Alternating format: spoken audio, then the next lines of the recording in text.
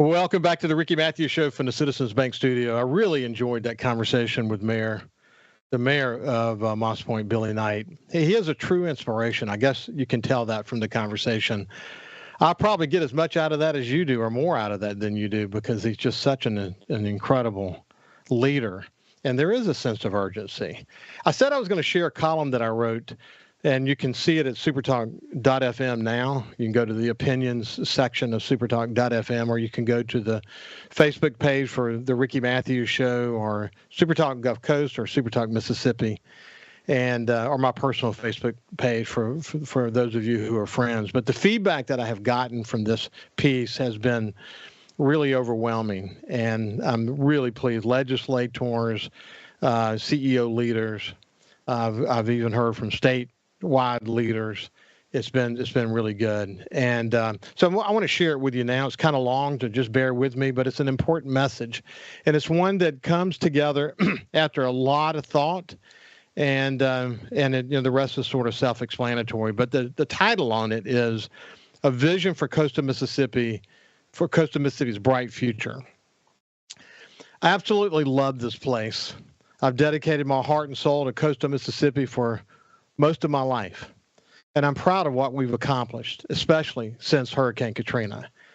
Yet as we stand on the brink of a new chapter, I feel a growing sense of urgency about our future. I wish I could fully convey the depth of my emotions through my words, but I will do my best. So hang in there with me. Let me be clear. This isn't about placing blame. This is about envisioning and securing a brighter future for coastal Mississippi, an area I often refer to as Mississippi's most important economic engine. My concerns stem from a lifetime of civic engagement, countless leadership roles along the way, excuse me, and over 1,400 enlightening conversations on this show. I've seen the potential we have, and I believe in our ability to achieve so much more.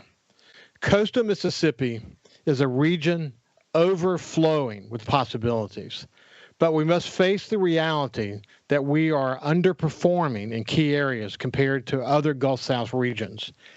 It's time to roll up our sleeves and push harder to reach our true potential, not just for ourselves, but for our children and generations to come.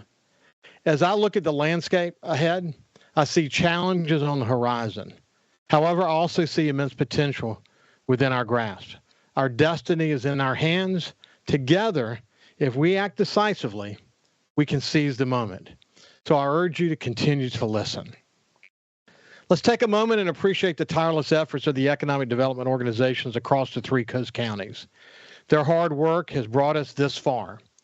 But now we must elevate our expectations and strategies to harness our strengths and prepare for the challenges ahead. The Gulfport-Biloxi Pascagoula metropolitan area, with a population of over 420,000 people, has so much going for it. Yet we find ourselves underperforming compared to other Gulf South metropolitan areas. Our median household income stands at around $56,000, just over $56,000. While that may sound decent, it's not enough to keep pace with the opportunities unfolding around us. We can do better. Our economy currently relies on a few key sectors: gaming, hospitality, military, and shipbuilding. While these industries are vital, our lack of diversification poses risk during economic downturns, particularly in the face of natural disasters and the rapid technological advancements that are reshaping our world. We must embrace these changes and adapt. There are scary possibilities, critical threats that could impact our economy, our stability, and our growth potential. Let me detail some of those. The gaming and hospitality sectors are increasingly vulnerable to competition from neighboring states and changing consumer preferences. Younger generations prefer different forms of education, such as online gaming and sports betting. As gaming options grow across the country, traditional revenue could decline. Our military bases are essential to the health of our region. However, potential federal budget cuts and shift in defense strategies like significant advancements in unmanned drones may affect local installations and military-related manufacturing facilities like Ingalls.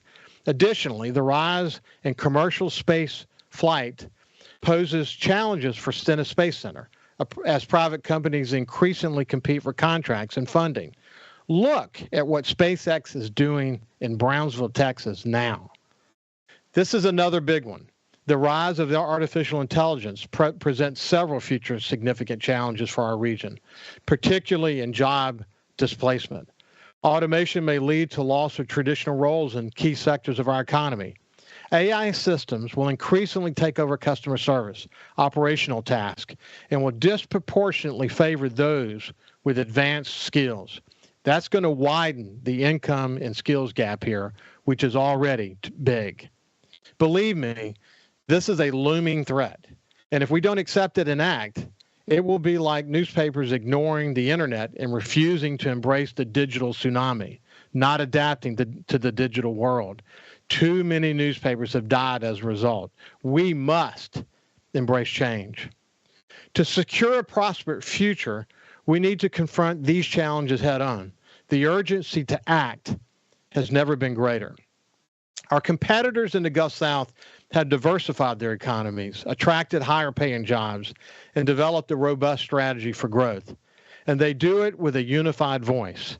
We must follow suit by actively seeking the next big opportunity.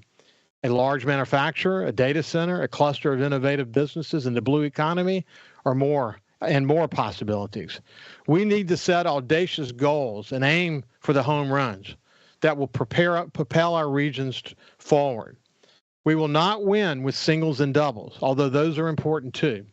Hancock Whitney CEO and longtime community leader, my friend John Hairston, and I discussed this on my show. He believes this is one of our biggest challenges moving forward. This is not a critique of current efforts. It's a rallying cry for action. We must unite our vision for the future with a dogged determination and a shared commitment to progress. To thrive in today's economy, we must move from fragmented approaches to a cohesive regional strategy that leverages our collective strengths. Not having a unified regional approach is a big gap for our region compared to our region competitors. It's a very big gap. As Joe Max Higgins, the CEO of Mississippi's Golden Triangle Development Link, aptly noted on this show, coastal Mississippi is an 800-pound gorilla. Yet, we must recognize this potential often remains untapped. We also have to face challenges such as lack of shovel-ready and utility-served industrial parks in areas that are less prone to flooding. This is why we should consider this region as the 6 southern counties of Mississippi, looking for future industrial sites in the northern parts where infrastructure can be developed. It's time for strategic collaboration among all the stakeholders at a level we have not achieved before. Navigating the politics of alignment in our region are very, very complex. The number of political subdivisions here is mind-boggling compared to competitor regions, and is often why discussions around regionalism fail. The resistance to change here is very significant. However, the successes of the Golden Triangle Link remind us that with time and effort and political capital, we can overcome these hurdles. The Gulf Coast Business Council is vital to our success in this endeavor. This is why we created this organization comprised of the top employers in our region to tackle the big things on a regional level. We need a regional effort with a clear mission that highlights the unique strengths of coastal Mississippi. Joe Max's success has been driven by a focus on mega site development. We must articulate a regional mission that works for us and create organizations to tackle our specific challenges. Where there is a will, there's a way. The collaboration we need is significant, but we already come together to support tourism, military bases, and educational institutions like Mississippi Gulf Coast Community College and the University of Southern Mississippi. We have critical assets: Ingalls, Keesler's, Naval Construction Battalion Center, world-class casinos and their leadership, Stennis Space Center, ports, and more. That that form a strong economic foundation. The collaboration is important. It's important to recognize that while competition among our coastal communities can drive innovation, we must also present a unified front to attract investments. How do we do this regionally? We must address three challenges also that I discussed at the One Coast Awards ceremony a couple years ago. First, in an internally competitive environment like coastal Mississippi, many leaders focus on protecting the status quo, which limits our growth potential. We must strive for more from ourselves and from elected officials, a trajectory that there is a trajectory, there has to be a trajectory to find success. There is no trajectory in the status quo. When we come back on the other end, I'll share the other two items that I shared at the One Coast Award, and I'll close it out and tell us where I believe we should go from here. We'll continue this on the other side. Welcome back to the Ricky Matthews Show from the Citizens Bank Studio. As I was doing before we went to break, I'm sharing a column that I wrote about where coastal Mississippi needs to go from here, in my view. And I was sharing three challenges that I shared at the One Coast Awards ceremony a couple of years ago. The first one being this: in an internally competitive environment like coastal Mississippi, many leaders focus on protecting the status quo, which limits our growth potential. We must strive for more from ourselves and our elected officials. A trajectory is essential for success. There is no trajectory in the status quo. Second, we need to combat complacency. As Jerry St. Pé noted, complacency drains energy and keeps us from dreaming bigger. Other regions are counting on our complacency. We cannot afford to give them that advantage. And finally, we need visionary leaders who can recognize and embrace our potential. Many communities struggle to cultivate this type of leadership, but we must come together to develop leaders who are committed to a unified vision. The Gulf Coast Business Council, which I helped establish after Hurricane Katrina, must play a pivotal role in this effort. The talented CEO leaders involved in the council are crucial to our region's success. This is their challenge. If not them, then who? Let's celebrate our accomplishments by recognizing areas for growth. The diversity and resource density of coastal Mississippi is truly enviable. We must harness these strengths to fuel our economic progress. Imagine a coastal Mississippi where innovation thrives, businesses are eager to invest, and residents enjoy an incredible quality of life. This vision is within our reach if we have the courage to act and collaborate. To the mayors, supervisors, lawmakers, business leaders, and visionaries reading this and listening to this, the time to act is now. We cannot wait for someone else to lead the way. The future of coastal Mississippi depends on your willingness to embrace change and champion a unified vision for economic development. This is our moment. The opportunity to build stronger, more resilient, competitive coastal Mississippi is right in front of us. Let's rise to the occasion and create a future that we can all be proud of. That's the end of the column. I know it's long, but I believe it's important. And as I said, it comes from a lifetime of public engagement, community engagement, and more recently doing over 1,400 shows on this here at the Ricky Matthews Show. And one of the things, I've gotten so much feedback from leaders across coastal Mississippi, and I've heard from statewide leaders, I've heard from legislators, I've even heard from business leaders from other parts of the state. And there's not a single person, not a single one of them, that believes what I wrote is off base. They believe it. And when you talk to economic development experts who look back at us, we're doing well with our economic developments in each of our counties.